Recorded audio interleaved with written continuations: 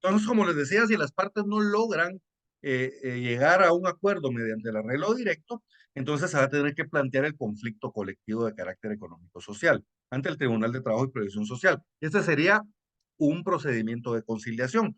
En este procedimiento de conciliación, lo que busca el tribunal es precisamente proponerle formas justas de arreglo del conflicto a las partes.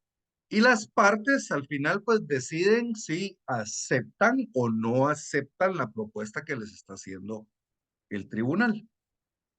Entonces ellos pueden aceptar o no aceptar. Y entonces ahí es donde le digo que va todo íntimamente ligado, porque al fracasar la conciliación tenemos dos opciones. Obviamente, si la conciliación llega a buen puerto, digamos, llegamos a un acuerdo, pues firmamos el acuerdo y ese acuerdo es de cumplimiento obligatorio, como vamos a ver en un momento. Pero si no llegamos a un acuerdo y fracasa la conciliación, entonces nosotros vamos a tener dos caminos prácticamente. Uno es el arbitraje. Entonces, el arbitraje es otro procedimiento colectivo, ¿verdad? Para la resolución de los conflictos, muy similar. De hecho, el tribunal se va a integrar de la misma forma que el de conciliación. Vamos a ver cómo se integran ambos. Pero la diferencia es de que la resolución que dicta el tribunal de arbitraje, esta es vinculante. O sea, quiere decir que es de cumplimiento obligatorio para las partes. Entonces, si fracasa la negociación, nosotros lo podemos someter al arbitraje y lo que decida el tribunal, eso tenemos que aplicar. Es vinculante para nosotros. La otra es la huelga o el paro, depende, ¿verdad? Quién haya iniciado el movimiento, ¿verdad? Entonces, si las partes no deciden ir a arbitraje, entonces vamos a ver de qué cualquiera de las partes puede pedir que se declare la legalidad del movimiento, ¿verdad? Que el movimiento es iniciado por los trabajadores, entonces la legalidad va a ser de un movimiento de huelga. Pero si el que está iniciando el procedimiento colectivo de carácter económico-social es el patrono, entonces lo que se va a declarar legal es un paro.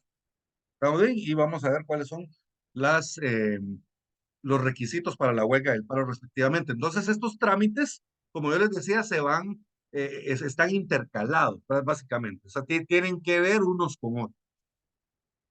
No son consecución unos de otros. Entonces, nosotros vamos a empezar a ver primero los procedimientos. Vamos a ver el arreglo directo. Luego vamos a ver la conciliación. La conciliación vamos a llegar hasta un punto, porque a partir de ese punto es donde yo tengo que ir a arbitraje o voy a la huelga. Entonces, vamos a dejar ahí la conciliación y vamos a pasar al arbitraje. Y luego vamos a ver la huelga. Y cuando ya estemos, vamos a ver todo lo relativo a la huelga, porque digamos, cuestiones sustantivas que ver, ¿verdad? Hay regulación sustantiva que ver. Y luego vamos a ver el procedimiento para la huelga. El procedimiento de la huelga inicia donde nos quedamos con el procedimiento de conciliación. ¿Okay? Entonces, y ahí vamos a terminar ya de ver el procedimiento de huelga. ¿Estamos bien? Entonces, eh, yo como siempre, yo les preparé una presentación. Ah, por cierto, jóvenes, los exámenes yo espero hoy en la tarde estarles publicando ya los resultados. Em,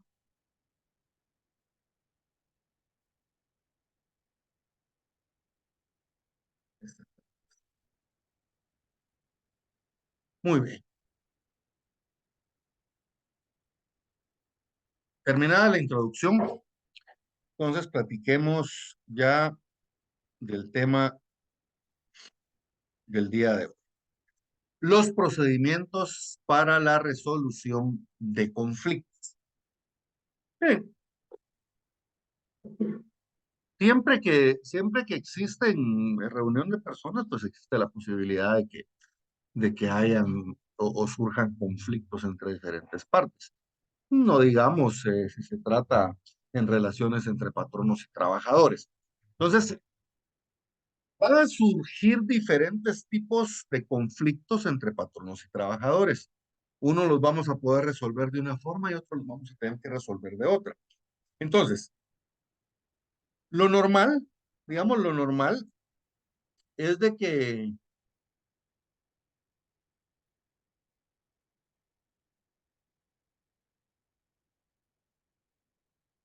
lo normal es de que se resuelvan los conflictos, o sea, nos sentemos a platicar, patronos y trabajadores, y lleguemos a un acuerdo.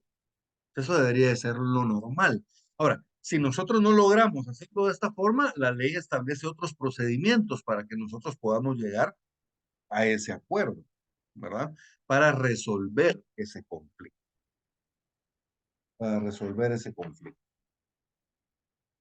Estoy buscando acá una anotación, no la encuentro. Ya la estoy buscando. Tengo que terminar buscando hoja por hoja. Entonces, les decía, jóvenes, de que uno tiene varias formas para poder resolver estos conflictos de carácter económico-social que puedan surgir entre trabajadores y patronos. Yo ya les había dicho en algún momento cuáles son estos procedimientos que tenemos para resolver los conflictos, ¿verdad? Y básicamente son el arreglo directo, la conciliación y el arbitraje. Básicamente, esos son los procedimientos que tenemos para la resolución de los conflictos. El primero que vamos a ver es el arreglo directo. El arreglo directo lo tenemos nosotros a partir, regulado en los artículos 374, 375 y 376 de el Código de Trabajo. ¿Qué es lo que sucede con el arreglo directo? En el arreglo directo eh, surge un conflicto. Surge un conflicto entre patronos y trabajadores. ¿Cuál puede ser ese conflicto, jóvenes? Cualquiera. Le estamos pidiendo al patrono que nos ponga un comedor, le estamos pidiendo al patrono que nos ponga una guardería para los hijos de las madres trabajadoras, le estamos pidiendo al patrono que nos ponga un bus, ¿verdad? Porque la empresa está alejada de la población donde viven los trabajadores. Yo me acuerdo, mi papá trabajaba en una refinería y en la refinería tenían bus. Mi papá, pues a veces se iba en su carro, ¿no? Cuando necesitaba regresar rápido o algo, pero normalmente se iba en el bus. Había un bus que pasaba recogiendo a todos los trabajadores en todos los turnos, ¿verdad? Tenían contratada una persona específicamente para que los trabajadores. Incluso para que las familias de los trabajadores les mandaran comida, pasaba el bus también como a las 11 de la mañana, recogiendo las canastas de comida de los trabajadores. Entonces ya llegaban los trabajadores al bus y bajaban su canasta de comida y hacían el comedor y comían. Gran beneficio sí le había dado la empresa, miren.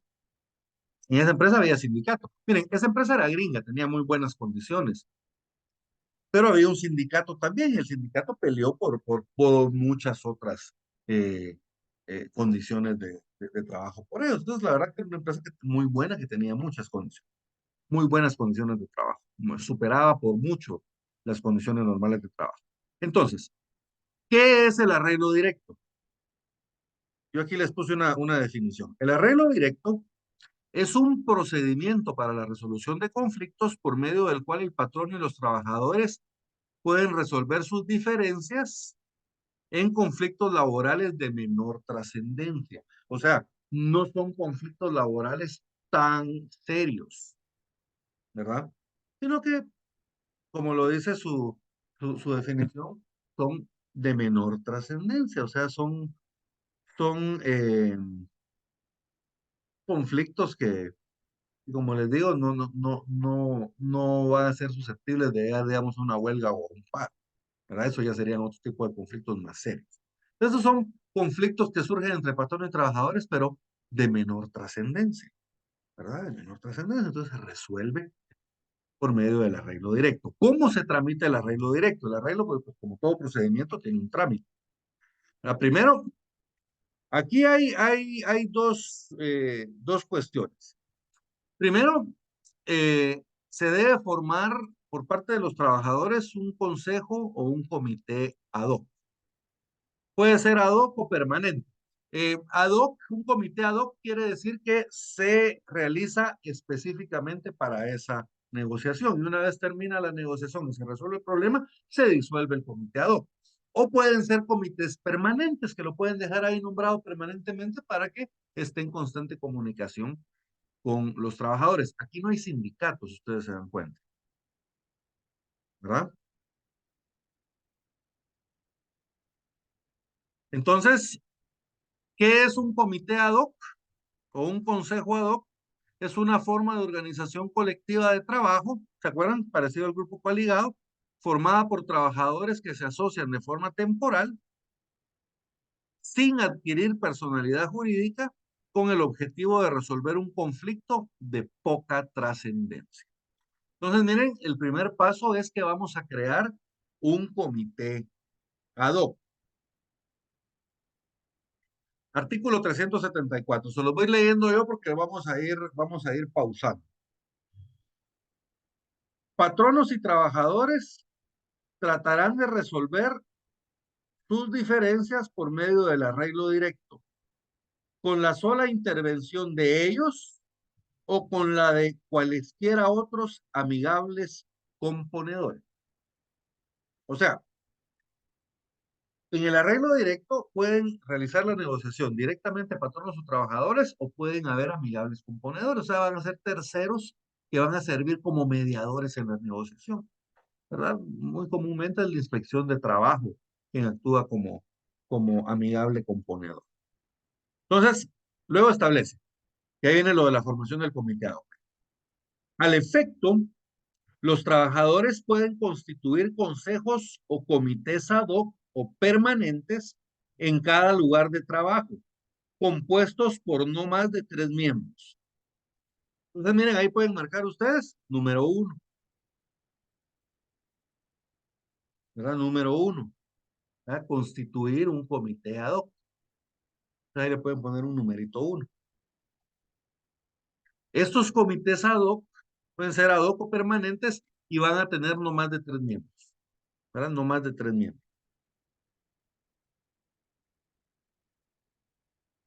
Ahora, este comité ad hoc, ellos se van a encargar el, eh, de plantear el procedimiento eh, al patrono, ¿verdad? Pero antes de eso, Perdón, ¿sí? ¿qué artículo leyó? Disculpe. El artículo 374. Gracias. El artículo 374, solo la primera parte, hasta donde dice 3 miembros. Ahí pausamos. Porque como les dije, los pasos están un poquito desordenados. Entonces, ahorita vamos a ir a otro artículo para fundamentar el siguiente paso. Bien, entonces, el primer paso, jóvenes, formar un comité ad hoc o permanente. Ya vemos que este no tiene que tener más de 3 miembros. Luego, cuando ya sea constituido el comité ad hoc o permanente, sus miembros tienen la obligación de informar a la Inspección General de Trabajo mediante una nota, ¿verdad? Esa nota la van a suscribir todos los que forman parte o todos los miembros del comité ad hoc y lo deben de remitir a la Inspección General de Trabajo dentro de los 5 días siguientes a su nombramiento.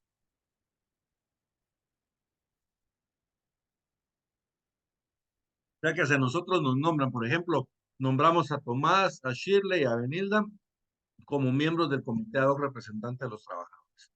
Pues miren, a partir de hoy, que es su nombramiento, les van a empezar a correr 5 días hábiles. Y en esos 5 días hábiles, o sea, mañana, o sea, sería el lunes, digamos, ¿no? Mañana, martes, miércoles, jueves, viernes sería el último día que tendríamos para presentar el el respectivo aviso a la inspección. ¿Estamos bien? Ese aviso lo tenemos en el artículo 372. Entonces, número 2, aviso a la inspección general de trabajo, en el artículo 376, perdón. Yo creo que les he hecho 72. 376. Cada vez,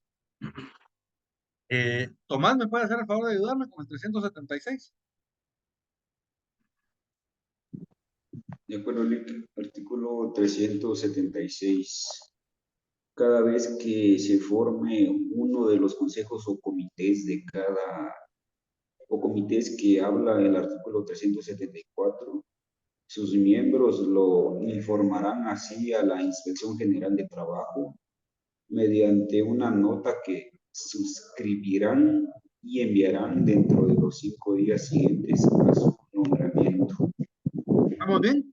Entonces, miren, cada vez que se forme uno de estos consejos o comités, se refiere al comité ad hoc o permanente, sus miembros, miren, todos sus miembros, lo informarán así a la Inspección General de Trabajo mediante nota que suscribirán todos. Los 3 miembros tienen que firmar esa nota y tienen 5 días para remitirla a la Inspección General de Trabajo. Entonces, segundo paso, jóvenes, en el artículo 376, aviso a la Inspección General de Trabajo. Ahora, tercer paso, plantear la solicitud o queja. El comité ad hoc, ¿verdad? Las 3 personas que escogimos para que nos representaran, ellos se van a encargar de plantear al patrono o a los representantes de estos, pueden ser verbalmente o por escrito, las quejas o las solicitudes que tengan, ¿verdad? Y las gestiones siempre las tendrán que hacer de forma atenta, establece la ley. Y si ellos lo hacen de forma atenta, entonces el patrono no se puede negar a recibirlos. ¿Estamos bien? Entonces, miren cuál es el trabajo del comité ad hoc. El trabajo del comité ad hoc es plantearle al patrono, ¿verdad?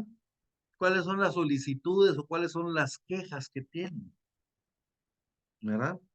Como plantearles un pliego de peticiones, ¿verdad? Esto lo pueden hacer verbalmente, ellos pueden ir y pueden hablar con el patrono. Mire, señor patrono, fíjese que nosotros queremos esto, esto, esto, esto. O lo pueden hacer por escrito. Mire, aquí le tenemos un escrito en el cual le manifestamos cuáles son las mejoras que queremos que ustedes nos hagan en el trabajo. ¿Estamos bien? Esto se puede hacer ante el patrono o puede ser ante los representantes. Bueno, cuando son empresas no muy grandes, se puede hacer la solicitud directamente al patrono, pero ya cuando las empresas crecen mucho, a veces el patrono es inalcanzable, pero él tiene representantes, ¿verdad? Tiene representantes que son los que se van a encargar de recibir esta solicitud. Como les digo, las solicitudes siempre deben hacerlo los trabajadores de forma atenta, de forma respetuosa, sin insultar, etcétera, ¿verdad? Entienden lo que significa, de forma atenta. Y si luego ellos se conducen de esta forma, si el patrón o sus representantes, entonces el patrón o sus representantes no se pueden negar a recibirlos. Ya no se pueden negar a recibirlos.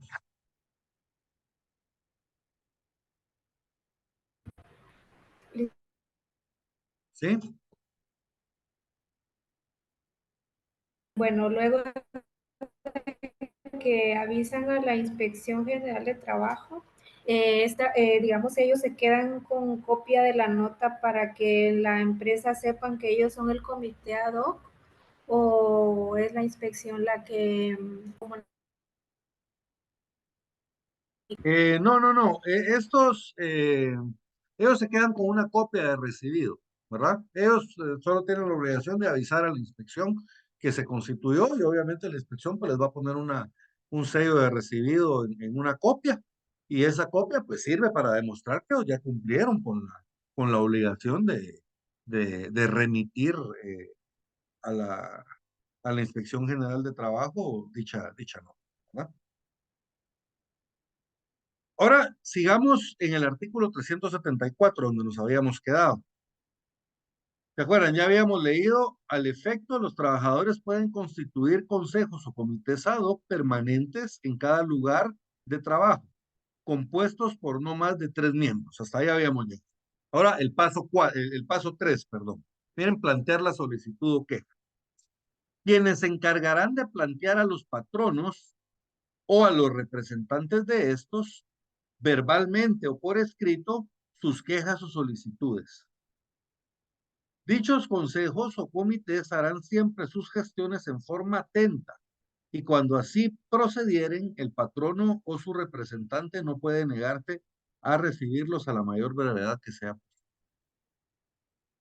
Bien, entonces miren, ya le planteamos la solicitud al patrono.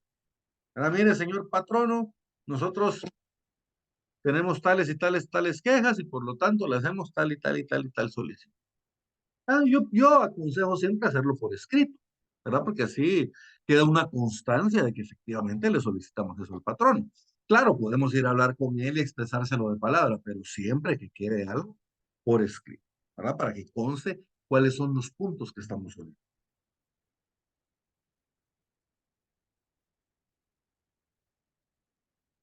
De la solicitud que le hicimos al patrono, pues el patrono entrará en una negociación con los trabajadores, ¿verdad? O el patrono debe entrar en negociación con los trabajadores. Porque por eso es que es el arreglo directo. Entonces, básicamente el paso número 4 sería la negociación.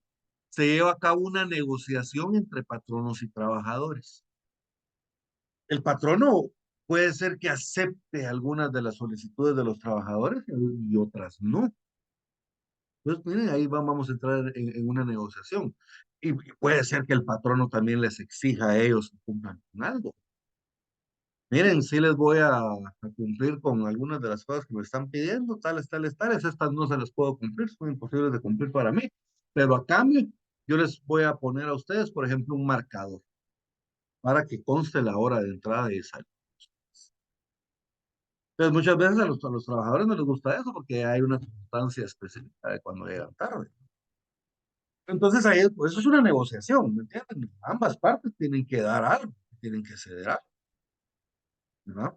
Por eso es una negociación. Entonces, aquí hay dos caminos. O llegamos a un buen punto en la negociación, o sea, logramos llegar a un acuerdo o no. Puede ser también lo del acuerdo parcial que les decía, ¿verdad? Algunos puntos sí, algunos puntos no. Pero, o llegamos a un acuerdo o no llegamos a un acuerdo. Porque si llegamos a un acuerdo parcial, estamos llegando a un acuerdo también, ¿no? Eso, llegamos a un acuerdo o no llegamos a un acuerdo. Si las negociaciones conducen a un arreglo,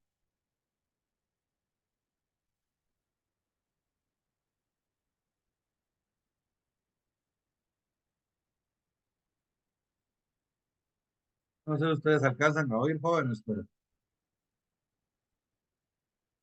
si va alguien arrastrando algo de metal en la calle y lo sigo escuchando. Creo que ustedes no lo escuchan por el filtro, pero yo no oía nada. Bueno, el caso es que si las negociaciones conducen a un arreglo, entonces se debe de levantar un acta. ¿No? Se levanta un acta y en esa acta se van a colocar cuáles son los puntos de acuerdo a los que fueron alcanzados, ¿verdad? Vamos a hacer constar cuál es el acuerdo, pues, establecer cada uno de los puntos, ¿verdad? Que acordamos. ¿Vamos bien? Pues miren, se lleva a cabo la negociación, paso 4. Paso 5, si las negociaciones conllevan un arreglo, entonces vamos a levantar un acta. Y en esta acta vamos a hacer constar cuáles son los puntos acordados. Texto paso.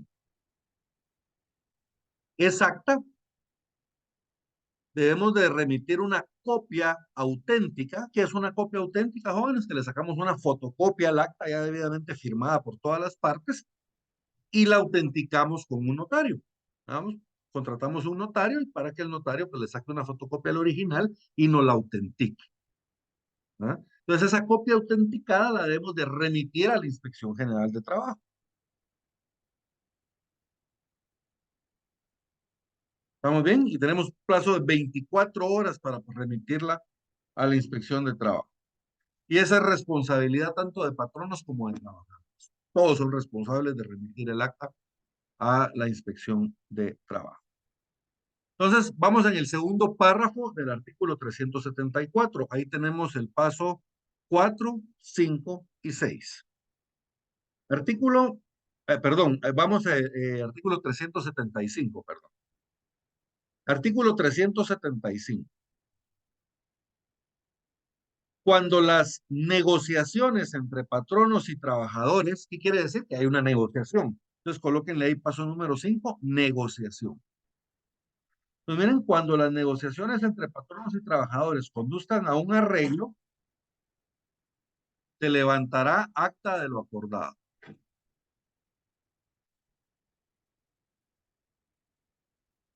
Se levantará acta de lo acordado.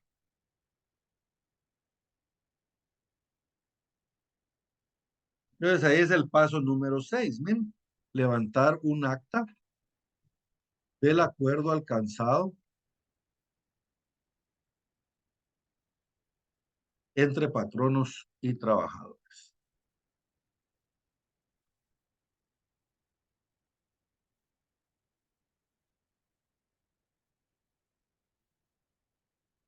Y se enviará copia auténtica a la Inspección General de Trabajo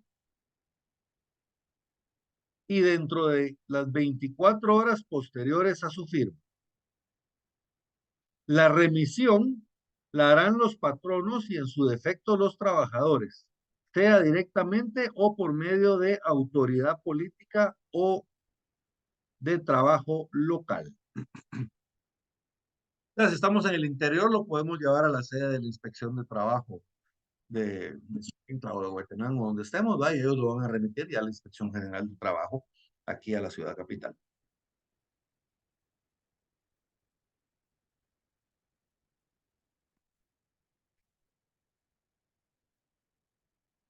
¿Estamos bien? Entonces, miren, 375, paso número 4, negociación.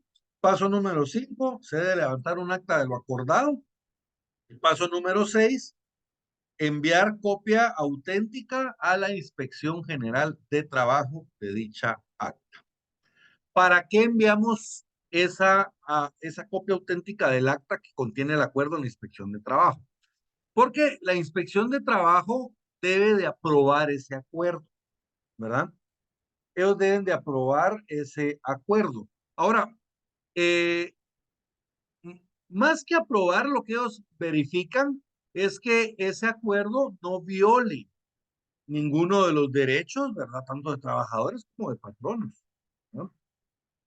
Y además ellos se van a encargar de velar por el riguroso cumplimiento del acuerdo por parte de los patronos y trabajadores que acordaron,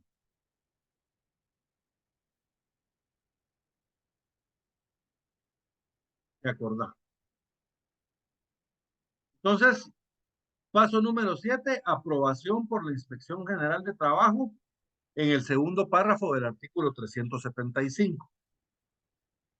La inspección debe velar porque estos acuerdos no contraríen las disposiciones legales que protejan a los trabajadores y porque sean rigurosamente cumplidos por las partes.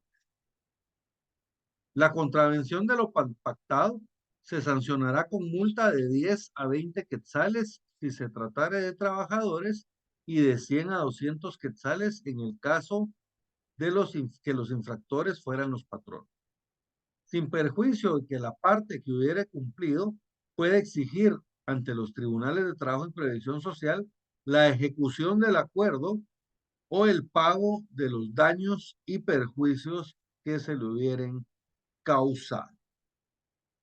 Entonces, el acuerdo al que lleguemos, este lo mandamos a la Inspección General de Trabajo porque este va a ser de cumplimiento obligatorio, ¿verdad? Entonces, si alguna de las partes no lo cumplen, la otra parte le puede pedir a los tribunales de trabajo y previsión social que ejecuten el acuerdo, que obliguen al patrón a cumplirlo o a los trabajadores. trabajadores, depende de quién sea el que esté incumpliendo. Porque uno a veces siempre el patrón no es el que esté incumpliendo, pero a veces son los trabajadores. Hay de todo.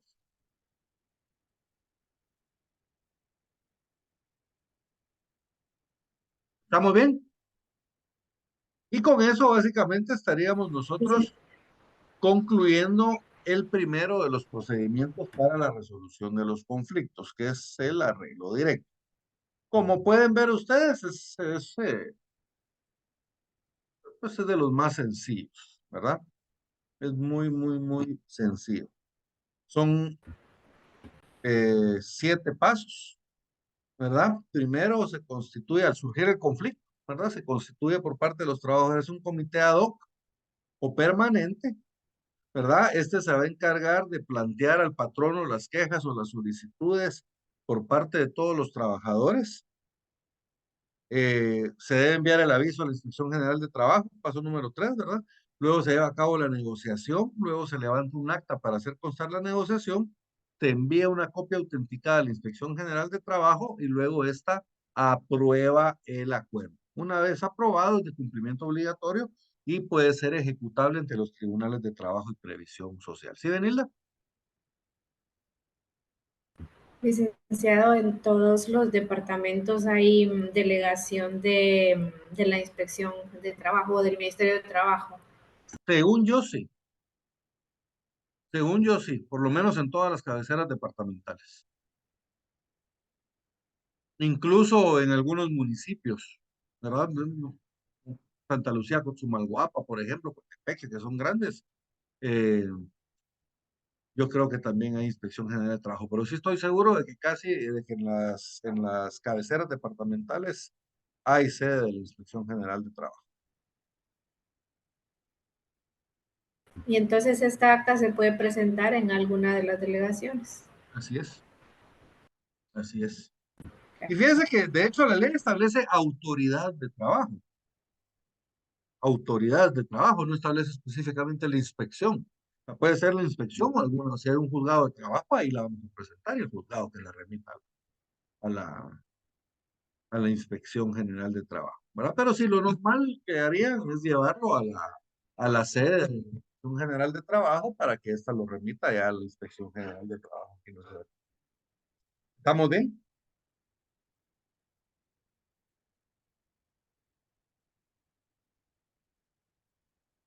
Con esto estaríamos nosotros, pues básicamente terminando lo que es de eh, arreglo directo. Entonces tenemos que ver el segundo de los procedimientos para la resolución de los conflictos. Este ya es más complejo, jóvenes, porque aquí ya estamos hablando nosotros de que existe un conflicto de carácter económico social, ¿verdad? ¿Qué quiere decir esto? Pues que tiene que ver con la economía de los trabajadores, pero también tiene que ver con un beneficio social para los mismos. Entonces, estos conflictos son conflictos de mayor trascendencia, ¿verdad? Son conflictos de mayor trascendencia. Son conflictos que de no resolverse eh, pueden desencadenar en que estalle una huelga o un paro, ¿verdad? Y digamos esto, pues, eh, definitivamente daña la economía del país, ¿verdad? Digamos, una empresa entra en huelga. Yo me acuerdo que yo les he contado mucho de esta empresa donde trabajaba mi papá, es una refinería. Él cuando acababa de entrar, yo creo que en periodo de prueba estaba todavía, no sé si había pasado el periodo de prueba, pero acababa de entrar a la refinería y se estalló una huelga. Yo les estoy hablando de los años 80, ¿verdad? Jóvenes como 85, 86, no recuerdo, pero más o menos por ahí. Estalla una huelga. Y estaban ellos ahí en huelga, ¿verdad? En, en el, en el, en el parqueo de la empresa, cuando de repente era un camión. Llegaron camiones del ejército, se bajaron los soldados y les dijeron, bueno, muchachos, a trabajar. Porque eh, la cuestión es de que la refinería era la que surtía de gasolina a todo el país. Entonces, si la refinería paraba, no había gasolina en el país, las jóvenes, y no podían operar un montón se paraba la economía del país. Entonces, el ejército llegó y los obligó a regresar, ¿no? ¿Cómo fue cómo era que decían que era no me recuerdo, pero era de interés público el que la refinería pudiera seguir funcionando. Entonces, definitivamente las huelgas, los paros, perjudican a la economía, ¿ah? Perjudican a la economía. Entonces, la ley crea los mecanismos para poder resolver esos conflictos que son susceptibles de terminar en una huelga o en un paro, ¿verdad? Entonces, lo normal sería de que nosotros pudiéramos resolver de forma directa, como vimos anteriormente, el conflicto entre patronos y trabajadores. Ahora, ¿qué pasa cuando el conflicto es ya un conflicto de mayor trascendencia o no lo logramos eh, eh, resolver por medio del arreglo directo? Entonces, aquí la ley ya nos da otro procedimiento, que es un procedimiento que se llama de conciliación. ¿Se acuerdan que en el arreglo directo se da una negociación de la vía directa entre patronos y trabajadores? Y podían haber o no amigables componedores, mediadores, pues. Ahora, en la conciliación aquí hay intervención ya de un órgano jurisdiccional, ¿verdad? Aquí ya interviene un juez, ¿verdad? Y ese juez se va a encargar de conformar el tribunal de conciliación. Ahorita vamos a ver. Entonces, primero, definamos qué es una conciliación. La conciliación es un procedimiento para la resolución de conflictos colectivos de carácter económico-social que se utiliza cuando en una empresa surge un conflicto susceptible de provocar una huelga o un paro, ¿verdad? Aquí de una vez les digo yo que la resolución del juez no es vinculante, sino que aquí el juez lo que va a proponerles, o el Tribunal de Conciliación, mejor dicho, lo que va a proponerle a patronos y trabajadores es una forma de resolver el conflicto. Miren, yo les propongo que resolvamos el conflicto de esta forma, pero las partes pueden aceptar o no lo que les está proponiendo el juzgado. Entonces, no es vinculante, como les decía. Paso número 1. Lo primero que sucede acá es de que se produce un conflicto susceptible de provocar una huelga o un...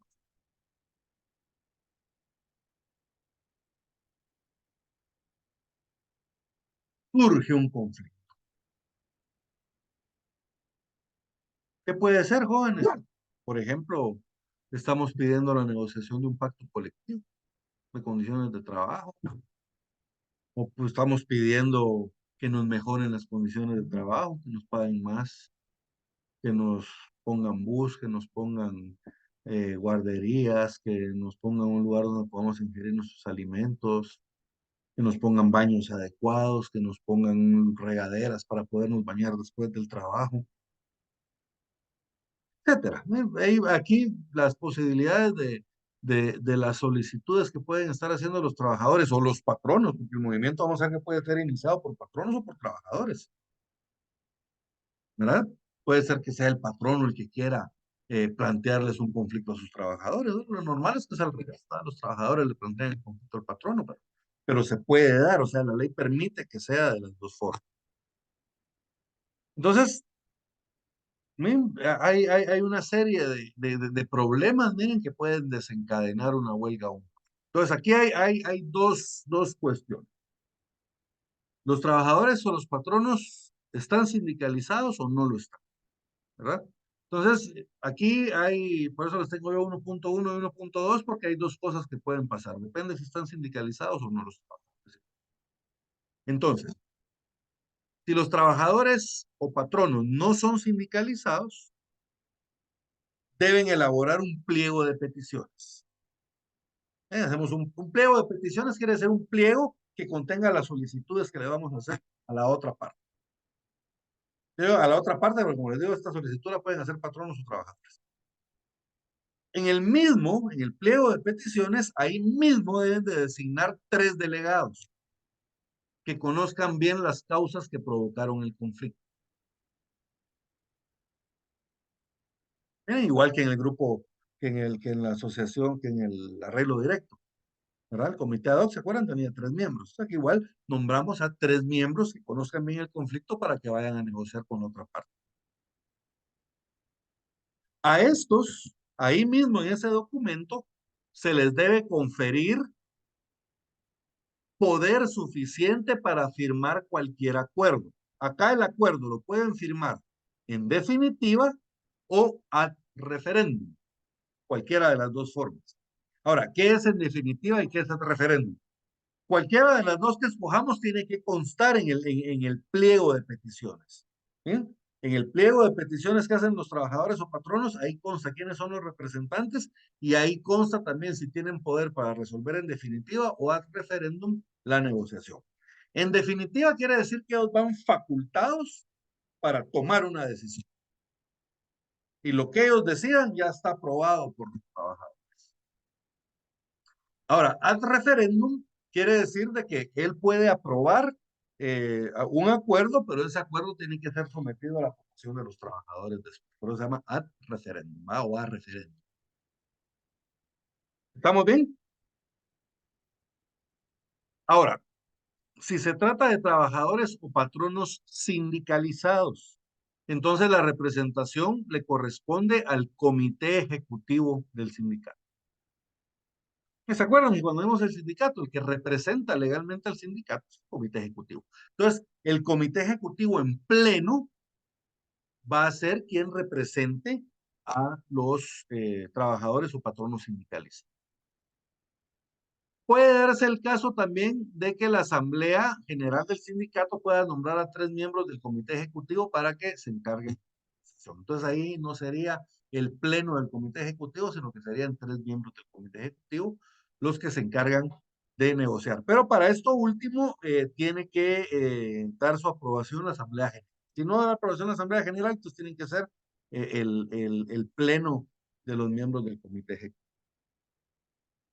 Artículo 377, por favor, Shirley. Sí, artículo 377. Cuando en el lugar de trabajo se produzca una cuestión susceptible de provocar una huelga o paro, los interesados, si se tratare de patronos o de trabajadores no sindicalizados, elaborarán y suscribirán un pliego de peticiones en el que asimismo asignarán a 3 delegados que conozcan muy bien las causas que provocan el conflicto y a quienes se les conferirá en el propio documento poder suficiente para firmar cualquier arreglo en definitiva o simplemente ad referéndum. Así se tratare de patronos o trabajadores sindicalizados, la Asamblea General de la organización, de conformidad con lo previsto en este código y en los estatutos respectivos, será la que acuerde el planteamiento del conflicto, correspondiéndole la representación del sindicato al comité ejecutivo en pleno o a 3 de sus miembros que designará la propia Asamblea General. Muy bien. Entonces, miren, lo primero es, se produce el conflicto, susceptible de provocar una huelga y un paro. Eso es un conflicto de mayor trascendencia. 2 caminos, trabajadores o patronos no sindicalizados o trabajadores o patronos sindicalizados. Ya les dije, esto lo pueden iniciar patronos o trabajadores, cualquiera de las dos, sindicalizados o no. Si son patronos no sindicalizados, elaboran, trabajadores o patronos no sindicalizados, elaboran pliego de peticiones. En ese pliego de peticiones se le debe de designar 3 delegados encargados de la negociación y esto se les va a dar poder para que puedan resolver en definitiva o al referéndum cualquier negociación. O el otro camino es que sean sindicalizados, entonces le corresponde al comité ejecutivo del sindicato la representación de los miembros. Bien. Ahora, Ya vimos quiénes van a representar a trabajadores o patronos sindicalizados o no, ¿verdad? Según sea el caso. Ahora, esos representantes se van a encargar de plantear el conflicto económico de carácter, el conflicto colectivo de carácter económico-social, ¿verdad? Estos se van a encargar de plantear el conflicto colectivo. ¿Cómo plantean el conflicto colectivo? Bien, los delegados o los representantes sindicales, según sea el caso, hacen llegar el pliego de peticiones al juez de Trabajo y Previsión Social, ¿verdad? También no se lo mandamos a la otra parte. ¿Se acuerdan? Esto, yo les dije, aquí ya tiene intervención un juez. En el otro que vimos, en el arreglo directo, se lo mandábamos al patrono. Y el patrono entraba en negociación, le avisábamos a la inspección, ¿va? Pero se lo mandábamos al patrono. En cambio aquí no, miren, aquí el pliego de peticiones, ¿verdad? El planteamiento del conflicto lo vamos a hacer ante el juez de Trabajo y Previsión Social. ¿Estamos bien? Entonces a él le hacemos llegar el pliego de peticiones. El juez resuelve ordenando que se notifique a la otra parte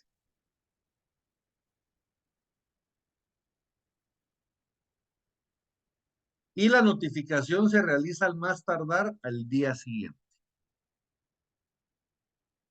¿verdad? Entonces el juez resuelve en el acto. ¿Y qué es lo que resuelve? Lo que resuelve es que tiene por planteado el conflicto colectivo, básicamente. Eso es lo que resuelve, le da trámite, pues. ¿Y qué es lo que estamos pidiéndole? Pues que estamos planteando el conflicto colectivo. Entonces el juez, al resolver, le va a dar trámite. Le va a dar trámite y vamos a ver incluso si tiene errores. Vamos a ver qué hace el juez en caso de que tenga errores el planteamiento. Entonces, el juez le da trámite y ordena en el acto que se le notifique a la otra parte a más tardar al día siguiente. Eso tiene que ser, miren, en teoría, rapidísimo, ¿verdad? En el acto. Le tienen que dar prioridad a estos procesos sobre cualquier otro trámite que tenga el juzgado. Entonces, esto se tiene que tramitar con celeridad, rapidísimo. Establece el artículo 378. Ahí tenemos los 3 pasos que vimos. Miren, se plantea el conflicto de carácter económico social por parte de los delegados o representantes sindicales, según sea el caso, le hacen llegar al juez el pliego de peticiones, el juez de primera instancia, el juez de trabajo y previsión social, perdón, es que eso no se llama de primera instancia, el juez de trabajo y previsión social resuelve en el acto, ¿verdad? Ordenando notificarlo al patrono, trabajadores o sindicato emplazado, según sea el caso, y notifica al día siguiente, a más tardar al día siguiente.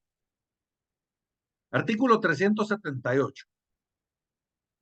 Los delegados o los representantes sindicales, en su caso, harán llegar el pliego de peticiones al respectivo juez, quien, en el acto, resolverá ordenando notificarlo al patrono, trabajadores o sindicato emplazado a más tardar al día siguiente de su recepción.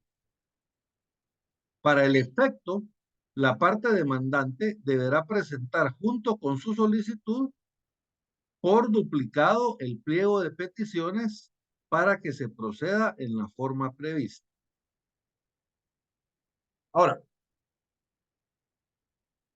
el pliego de peticiones lo presentamos con duplicado, ¿va? Ahora, cuando se trate de la discusión de un pacto colectivo, ¿se acuerdan que eso ya lo vimos? Cuando estábamos viendo la creación del pacto. Y ahí veíamos de que el pacto primero se negocia en la vía directa. Y si llegamos a un acuerdo, pues se aprueba el pacto. Ya vimos cuál es el procedimiento administrativo para crear el pacto. Pero ¿se acuerdan que yo les dije en aquella ocasión? Si no alcanzamos un acuerdo, entonces tenemos que ir a la conciliación. Entonces, por eso establece este artículo. Miren en el segundo párrafo. Cuando se trate de discusión de un pacto colectivo de condiciones de trabajo, el pliego respectivo se presentará a la otra parte para su discusión en la vía directa y se estará lo dispuesto por el último párrafo del artículo 51 de este código. Vencido el término previsto en dicha disposición, se procederá conforme lo dispuesto en este capítulo en lo que se aplica. O sea, si no llegamos a un acuerdo para la creación del pacto colectivo, entonces vamos a tener que acudir a la conciliación. Entonces vamos a seguir el trámite que estamos viendo actualmente. ¿Estamos bien? ¿Alguna duda?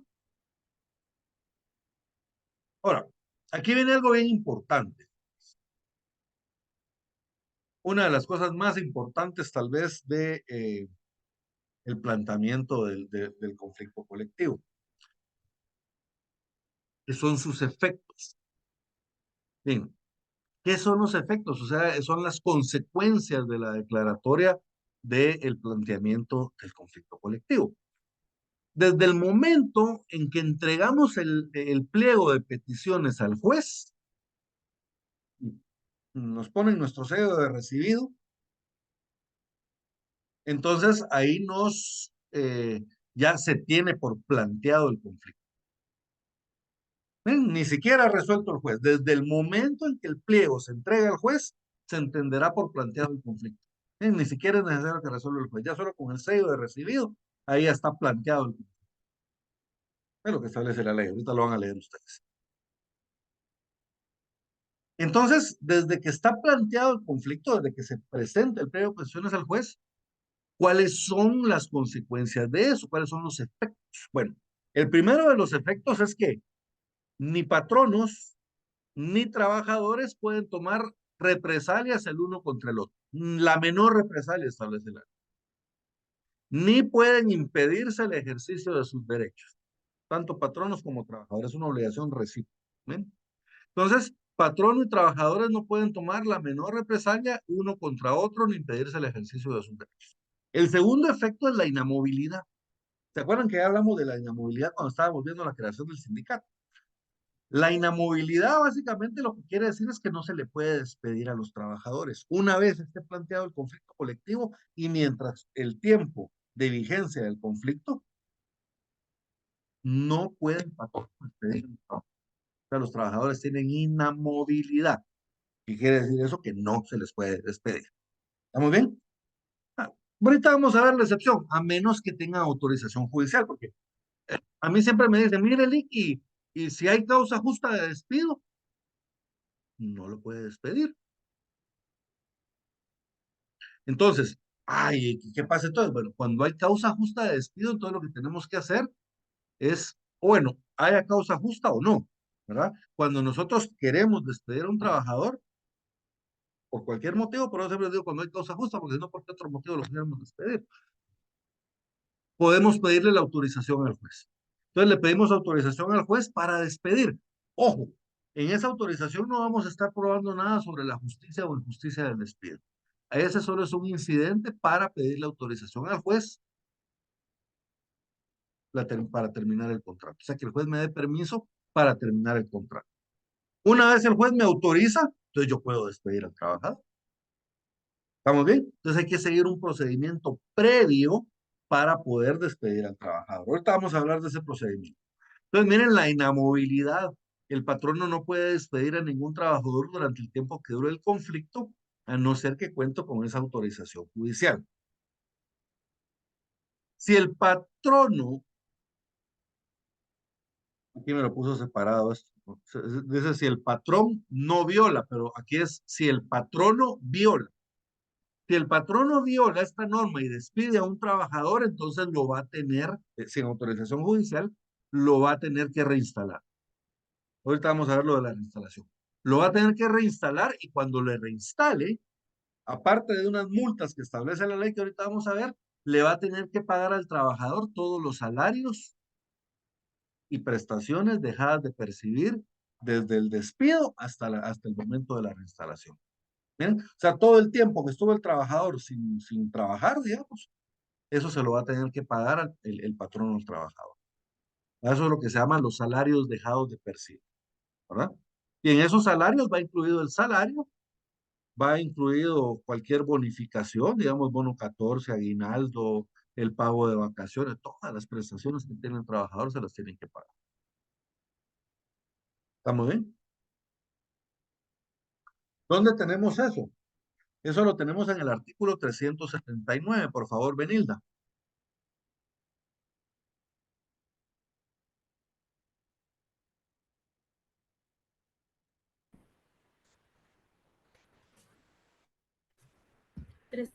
379, reformado por el artículo 29 del decreto no.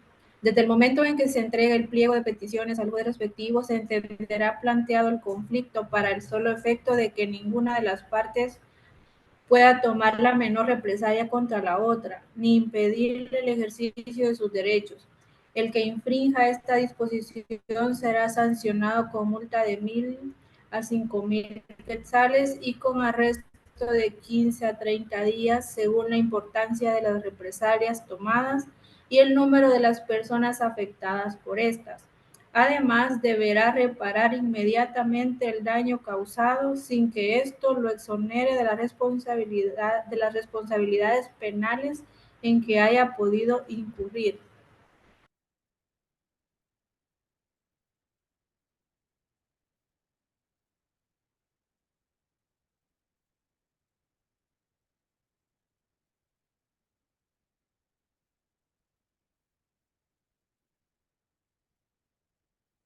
Ahora, el incidente de terminación de contrato. Yo les decía que cuando se realice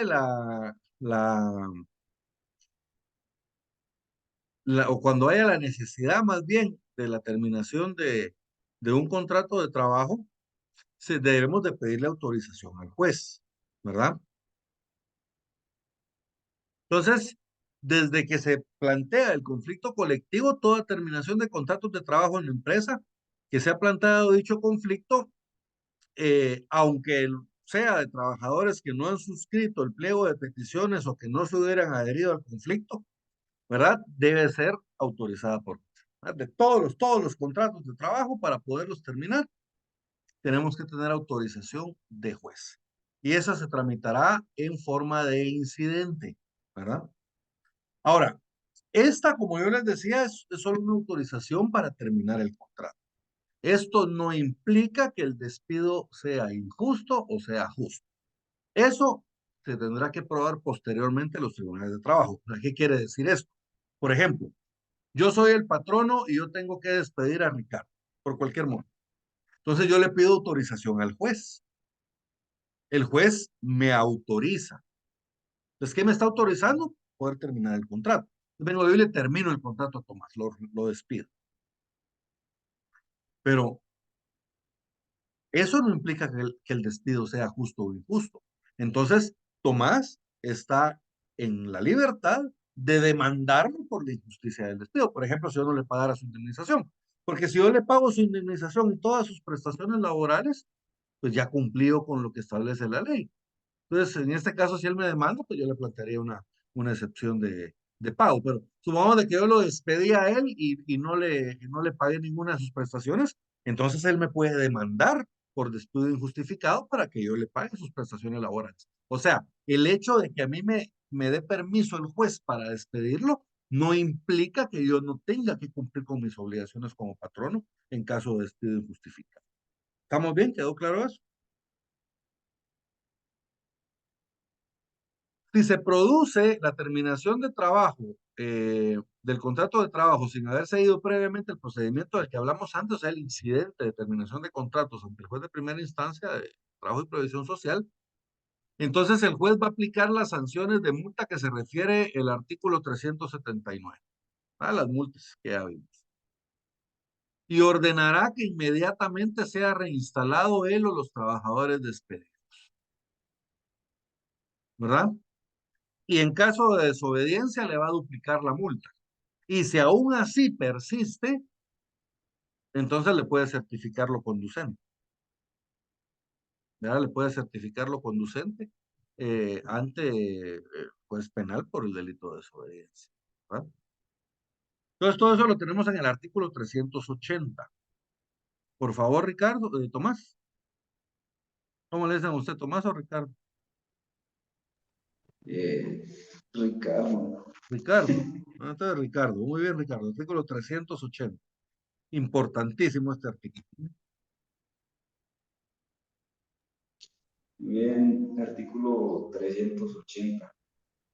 Terminación de contratos. A partir del momento a que se refiere el artículo anterior, toda terminación de contrato de trabajo en la empresa en que se ha planteado el conflicto, aunque se trate de trabajadores que no han suscrito el pliego de peticiones o que no se hubieran adherido al conflicto respectivo, debe ser autorizada por el juez que tramitará el asunto en forma de incidente y sin que la resolución definitiva que se dicte o prejuzgue sobre la justicia o injusticia del despido.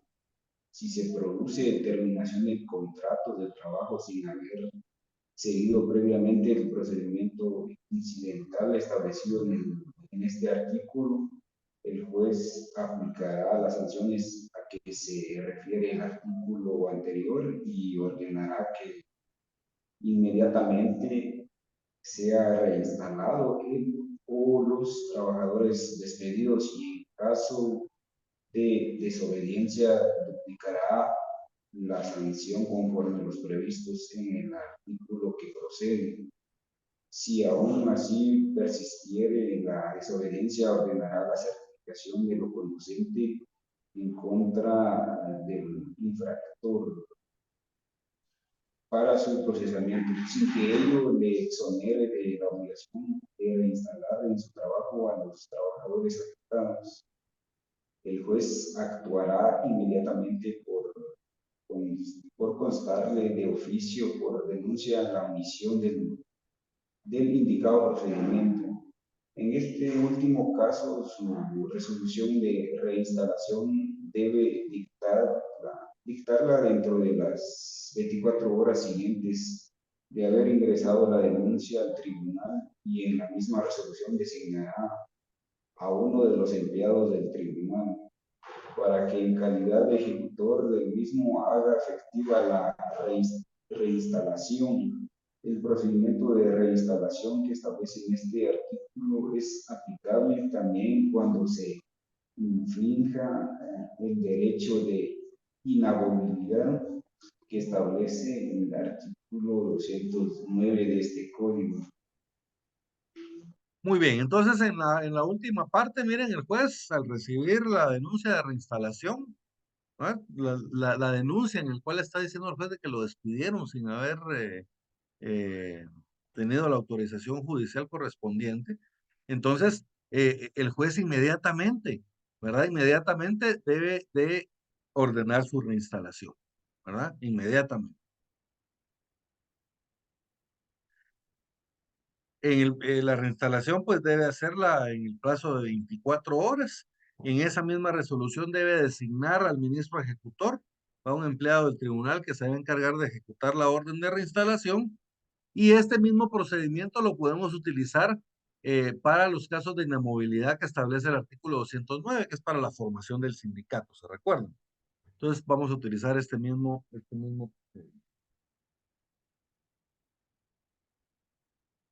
requisitos del pliego de posiciones, del pliego de peticiones. El pliego de peticiones, esto lo vamos a ver así, lo vamos a ver rapidito, jóvenes. El requisito del pliego de peticiones. El pliego de peticiones ha de exponer claramente en qué consisten estas, o sea, cuáles son las peticiones que están haciendo. Voy a poner claramente cada una de las peticiones. Primero, ¿a quién van dirigidas las peticiones? Luego, ¿cuáles son las quejas?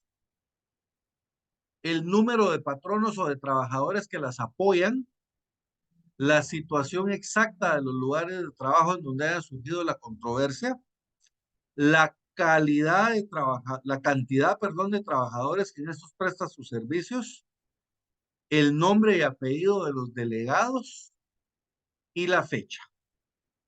Además, debe contener el juez al que se dirige, los nombres y apellidos y demás generales de los delegados, lugar para recibir notificaciones, ¿verdad? Que debe establecerse en la población donde tenga su asentamiento el juzgado, el nombre de la parte emplazada y la dirección para ser notificada, la indicación de que se adjunta por duplicado el pliego de peticiones y la petición de trámite conforme a las reglas de los artículos precedentes.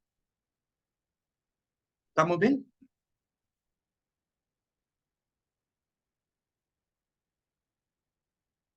Entonces, básicamente esos son los requisitos de la solicitud, jóvenes, los tenemos en el artículo 381. Me hacen el favor de leer.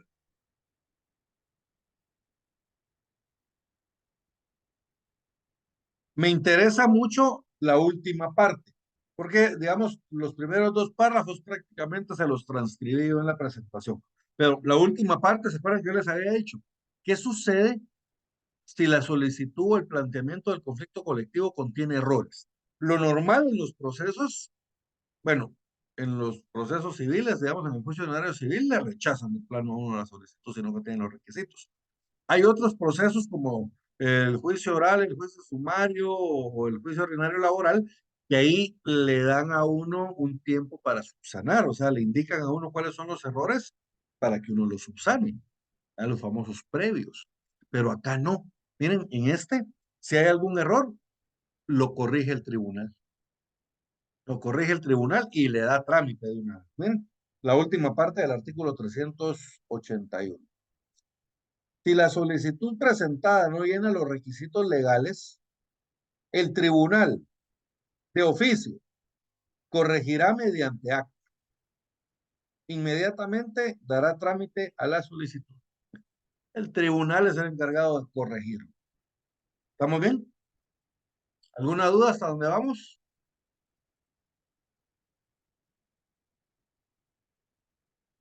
Muy bien. Paso número 5. Conformación del tribunal de conciliación. Bien. Planteado el conflicto, o sea, recibe el planteamiento del conflicto del tribunal, tiene 12 horas. Dentro de las 12 horas siguientes a haber recibido el pliego de peticiones, el Tribunal de Trabajo y Previsión Social procederá a la formación del Tribunal de Conciliación, de conformidad con lo preceptado en el artículo 294. El Tribunal de lo que sucede es que, miren, pues, ¿cómo va a conformar el juez el Tribunal de Conciliación y Arbitraje? Previamente ya hay designados un miembro representante de los trabajadores y un miembro representante de los patronos. Cada uno de ellos tiene un titular y un suplente. Perdón, un titular y dos suplentes. Entonces es un titular y dos suplentes representantes del patrono y un titular y dos suplentes representantes del trabajador. ¿Estamos bien? Entonces ellos ya están previamente nombrados. Entonces cuando surge un conflicto colectivo, lo que hace el juez es que manda a llamar a los miembros, al representante de patronos y al representante de los trabajadores. Y ellos llegan al tribunal y conforman el tribunal de conciliación y arbitraje. ¿Cómo está conformado? Por un juez de trabajo y previsión social, un representante de los trabajadores con sus dos suplentes y un representante de los patronos con sus dos suplentes. ¿Estamos bien? Entonces, miren, lo que hace aquí cuando dice conformación del tribunal, quiere decir de que el tribunal manda a llamar a los representantes de trabajadores y patronos para que vengan a integrar el tribunal. La integración la vamos a ver ahorita. Entonces, aquí donde dice conformación del tribunal, lo que quiere decir es de que el tribunal de Trabajo y Previsión Social manda a llamar a los representantes para que se integren al mismo y ya puedan conformar el Tribunal de Conciliación. ¿Ah? Normalmente, cuando es solo el juez, se llama juzgado o Tribunal de Trabajo y Previsión Social, o Juzgado de Trabajo y Previsión Social. El código establece las dos. Pero cuando ya se conforman los miembros de trabajadores y patronos para conocer un conflicto colectivo, entonces ahí ya le cambia el nombre. Se llama Tribunal de Conciliación o Tribunal de Arbitraje, si lo que vamos a conocer es un arbitraje. En este caso es el de conciliación. Entonces, conforma el Tribunal de Conciliación y Arbitraje y luego notifica A la otra parte, ¿no? Si fue planteado por los trabajadores, notifica al patrón y viceversa, ¿verdad? Para que ésta conforme una comisión análoga, ¿verdad? Y esta comisión análoga se va a encargar de acudir al proceso en representación de la otra parte, quienes deben señalar una notificación en el lugar de asiento del tribunal. Esta comisión análoga se llama comisión análoga porque es análoga a la comisión establecida en el artículo 377, que es la que vimos en el arreglo directo, ¿se acuerdan? No, la que vimos en el primer artículo de la conciliación, ¿verdad? Que entonces la otra parte debe conformar una comisión formada por 3 miembros, una comisión análoga, porque es una comisión igual a la otra, ¿verdad? Entonces, y esa se va a encargar de negociar. Y esa comisión análoga debe nombrar un lugar para recibir notificaciones y citaciones. Esos dos pasos los tenemos en el artículo 382, que los voy a leer yo. Dentro de las 12 horas siguientes al recibo del pliego de peticiones, el juez de trabajo y previsión social procederá a la formación del Tribunal de Conciliación de conformidad con lo preceptuado en el artículo 294. Notificará a la otra parte por todos los medios a su alcance, que deben nombrar dentro de 24 horas una delegación análoga a la prevista en el artículo 377, bajo percibimiento de hacerlo de oficio, en caso de desobediencia. Sus miembros deben cumplir con señalar lugar para recibir notificaciones en la población donde tiene su asiento el tribunal. Y en caso de que no lo hicieren, se les seguirá haciendo en el lugar señalado por la parte emplazante o por los estrados del tribunal si dicho lugar no estuviera ubicado en la sede del tribunal. Entonces, miren paso 5 y paso 6, conforme el tribunal de arbitraje, y 7 notifica y se forma una delegación anal.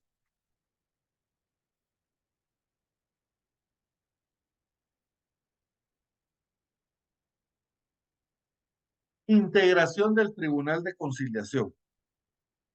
Acá, jóvenes, yo les coloqué ver artículos 293, 294 y 295. Quiero que me hagan el favor de leerlos, porque ahí está la integración del tribunal, lo que les decía, está conformado con un juez de trabajo y previsión social, por un representante titular y 2 suplentes de los trabajadores y un representante titular y 2 suplentes de los patronos, ¿verdad? Entonces, ¿cuándo se da la integración del tribunal? La integración, ¿se acuerdan? Yo dije la conformación del Tribunal de Conciliación cuando el juez los manda a llamar. Cuando estos ya acuden, ya llegan el representante del patrono, el representante del trabajador, ellos acuden a la sede del tribunal y se integran al tribunal. Miren, en ese momento es lo que se le conoce como la integración del Tribunal de Conciliación y Arbitraje. Acá, miren, ya los representantes comparecieron al tribunal a conformar parte del mismo. Pero aquí todavía tenemos que resolver, ¿va? Por ejemplo, si hay algún impedimento legal o alguna excusa para que alguno de los miembros pueda conocer. Si en caso alguno de los miembros no puede estar, entonces, o presenta alguna excusa, entonces el juez va a nombrar a uno de los suplentes, para esos que están los suplentes. ¿Estamos bien? Entonces, esto lo tenemos en el artículo 383. Ahí pónganle paso número 7, integración del Tribunal de Conciliación.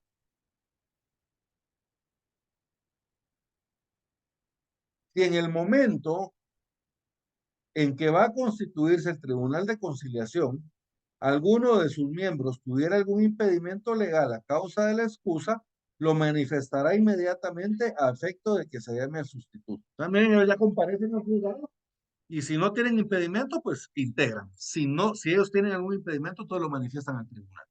Entonces, ¿el tribunal qué va a hacer? Lo va a alejar y va a nombrar al sustituto. Si el impedimento o excusa lo manifestaren posteriormente, se les impondrá la medida disciplinaria que prevé el artículo 290. Entonces, lo tienen que hacer inmediatamente, ¿verdad? Inmediatamente. Si lo hacen después, pues va a haber una sanción para ellos. Fuera de lo establecido en el párrafo anterior, durante el periodo de conciliación, no habrá recurso alguno contra las resoluciones del tribunal, ni se admitirán recusaciones, excepciones dilatorias o incidentes de ninguna clase. Bien, Resueltas todas las cuestiones de impedimentos o excusas que puedan haber por parte de los miembros del Tribunal de Conciliación. Ya resuelto todo eso, ya está definido quiénes son los que van a formar parte del tribunal. Entonces, el Tribunal de Conciliación se declara competente. ¿Eh? Una vez resueltos los impedimentos que se hubieran presentado, el tribunal se declara competente y se debe reunir inmediatamente, sin pérdida de tiempo. ¿Estamos bien? ¿Y para qué se va a reunir? Con el objeto de citar a las partes para una audiencia, que ese es el siguiente paso. Entonces, miren, el tribunal se declara competente e inmediatamente se debe reunir para citar a las partes a una audiencia. Artículo 394. El Tribunal de Conciliación, una vez resueltos los impedimentos que se hubieran presentado, se declarará competente y se reunirá sin pérdida de tiempo con el objeto de convocar a ambas delegaciones para una audiencia. Bueno, para una comparecencia establece la ley, para una comparecencia. Ahora, paso número 9, audiencia. Esa audiencia a la que nos estamos refiriendo, esa comparecencia, primero se debe de realizar dentro de las 36 horas siguientes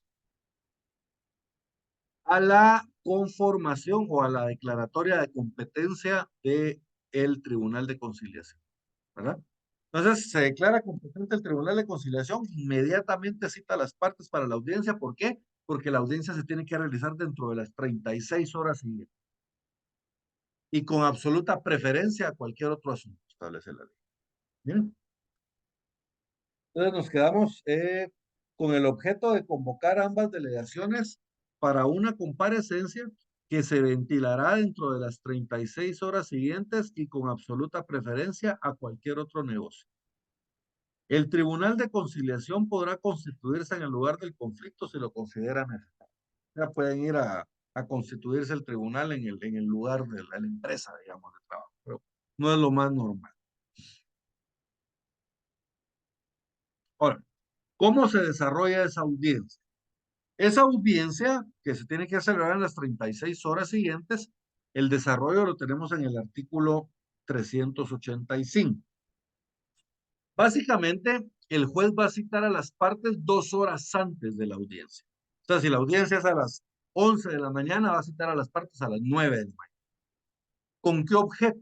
El objeto es que se va a reunir separadamente con los delegados de cada parte y va a platicar con ellos para que cada uno de ellos le exponga, ¿verdad?, qué es lo que opina o qué es lo que manifiestan con respecto al conflicto colectivo que está. ¿Estamos bien? Les va a hacer preguntas. Estos van a responder con precisión y aptitud a todas las preguntas que les formule el tribunal. ¿Estamos bien? Con esto, él va a poder determinar cuáles son las pretensiones de cada parte. Cuando él ya tenga las pretensiones de cada parte, las va a hacer constar en un acta lacónica. Un acta lacónica quiere decir es un acta sencilla, digamos.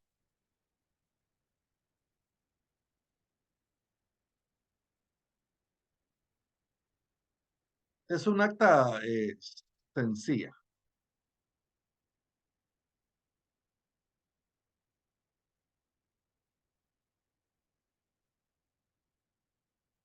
Dice lacónica, adjetivo, que es breve o conciso, ¿verdad?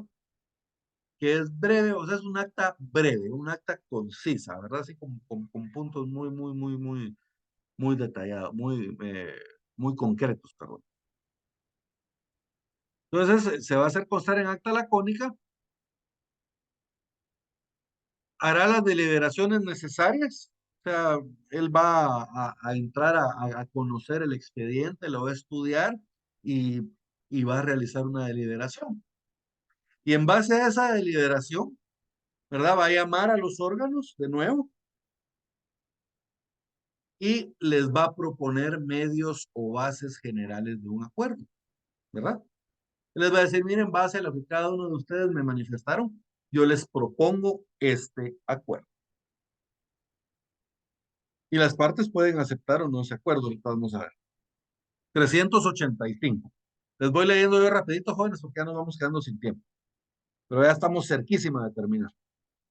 2 horas antes de señalada para la comparecencia, el Tribunal de Conciliación oirá separadamente a los delegados de cada parte y estos responderán con precisión y amplitud a todas las preguntas que se les hagan.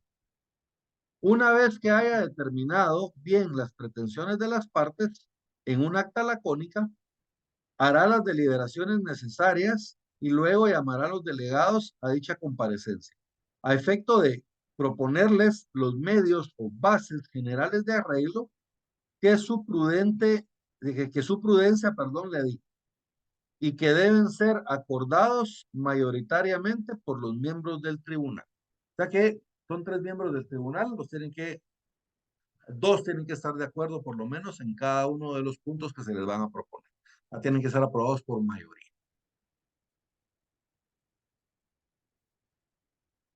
¿Qué pasa si hay arreglo? Artículo 386. Aquí está en la pantalla, yo se lo leo rapidito. Pueden seguir la lectura también en su poder. Si hubiera arreglo, se dará por terminada la controversia y las partes quedarán obligadas a firmar y cumplir el convenio que se redacte dentro del término que fije el Tribunal de Conciliación. La rebeldía a cumplir el acuerdo será sancionada con una multa de 500 a 1000 quetzales. Tratándose de patronos y de 10 a 50 quetzales si los renuentes fueran trabajadores. El convenio que se suscriba es obligatorio para las partes por el plazo que en él se determine, el cual no podrá ser menor de 1 año. Si se omitiera este requisito, se entenderá que el término es de 1 año. Queda salvo el derecho de la parte que ha respetado el convenio para declararse en huelga o paro. O sea que si una de las partes no respeta el convenio, la parte que sí lo respetó puede irse a la huelga si fueran trabajadores o paro si fuera patrón, según corresponda, sin acudir nuevamente a conciliación. O sea, nos podemos ir directamente hasta allá en la huelga, ya no tenemos que pasar otra vez por la conciliación. Siempre que lo haga por las mismas causas que dio origen a la inconformidad, siempre y cuando sea por las mismas causas. Dicha parte también puede optar por pedir a los tribunales de trabajo y previsión social la ejecución del acuerdo a costa de quien ha incumplido el pago de los daños y perjuicios que prudencialmente se determinen. O sea que tengo la opción de irme a huelga o paro, o puedo ir a los tribunales de trabajo y pedir que se ejecute el acuerdo, cualquiera de las dos. Ahora, esto si llegamos a un acuerdo. Ahora, si no llegamos a un acuerdo, entonces se puede repetir la audiencia. ¿Verdad? La audiencia que acabamos de ver, el juez la puede repetir por una única vez. El Tribunal de Conciliación en el 387. Ahí tenemos repetir la audiencia, que es el paso número 10. El Tribunal de Conciliación, si sus recomendaciones no fueren aceptadas, puede repetir por una sola vez dentro de las 48 horas siguientes el procedimiento de que habla el artículo 385. Pero si no obtuviere éxito, dará por concluida definitivamente su intervención. Si el tribunal hiciere uso de esta facultad, el presidente nombrará a los otros 2 miembros o a cualquier autoridad de trabajo o política para que reúnan dentro del término indicado el mayor acopio de datos y pruebas que faciliten la resolución del conflicto. Ahora, paso número 11. Con esto estaríamos prácticamente ya terminando el procedimiento. ¿Qué pasa si fracasa la conciliación? O sea, si las partes no llegan a un acuerdo, entonces ya vieron que el tribunal da por terminada su intervención. Entonces, ¿ahí qué quiere decir eso? Que se tiene por fracasada la conciliación. ¿Va? Fracasó la conciliación. Entonces, aquí tenemos dos caminos. Si fracasó la conciliación, uno, las partes pueden acordar ir al arbitraje, que es el procedimiento que vamos a ver la siguiente semana. Eso sí, si deciden ir al arbitraje, lo que decide el arbitraje, eso sí es vinculante. y es obligatorio para las partes.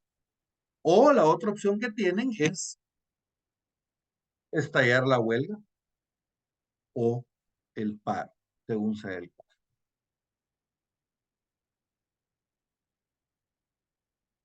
Entonces yo les tengo acá, miren, una vez agotados los procedimientos de conciliación sin que los delegados hayan aceptado el arreglo o convenio para someter a arbitraje, o sea, una de las opciones es ir al arbitraje, el tribunal levantará un informe cuya copia remitirá a la inspección de trabajo. Este informe contendrá la enumeración precisa de las causas del conflicto y de las recomendaciones que se hicieron a las partes para resolverlo. Además, determinará cuál de estas aceptó el arreglo o si los dos lo rechazaron. Y lo mismo respecto al arbitraje propuesto, o sea, si los dos rechazaron el arbitraje o alguna de las partes sí había aceptado el arbitraje y el otro no. ¿Estamos bien? En caso de fracasar la conciliación y que las partes no acepten el arbitraje, entonces cualquiera de las partes puede pedir que se declare la legalidad de la huelga, o del paro. Ahí estamos entrando al siguiente trámite, que es el trámite de la declaratoria de huelga. Entonces, hasta aquí vamos a llegar, hasta aquí el trámite de conciliación en sí, y de aquí en adelante ya sigue o el arbitraje o la huelga, cualquiera de los dos. Entonces, el último paso, el número 11, lo tenemos en el artículo 389, fracasa la conciliación. Una vez agotados los procedimientos de conciliación, sin que los delegados hayan aceptado el arreglo convenio en someter la disputa al arbitraje, el tribunal levantará un informe cuya copia remitirá a la Inspección General de Trabajo. En este informe contendrá enumeración precisa de las causas del conflicto y de las recomendaciones que se hicieron a las partes para resolverlo. Además, determinará cuál de esas aceptó el arreglo o si las dos lo rechazaron. Y lo mismo respecto al arbitraje. ¿Estamos bien? Y en el artículo 393, ya para terminar, en ningún caso los procedimientos de conciliación pueden durar más de 15 días. En teoría, en la teoría del código, deberían de en 15 días poderse resolver un procedimiento de conciliación o de arbitraje. En la práctica, esto es virtualmente imposible, ¿verdad, joven? Muy bien. Ya nos pasamos unos minutitos, jóvenes, pero era necesario para terminar. Entonces, vamos a terminar la clase el día de hoy acá.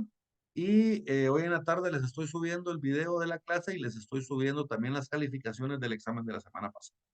Entonces, jóvenes, no les quito más su tiempo. Les deseo que pasen una feliz tarde, que pasen un feliz domingo y una productiva semana.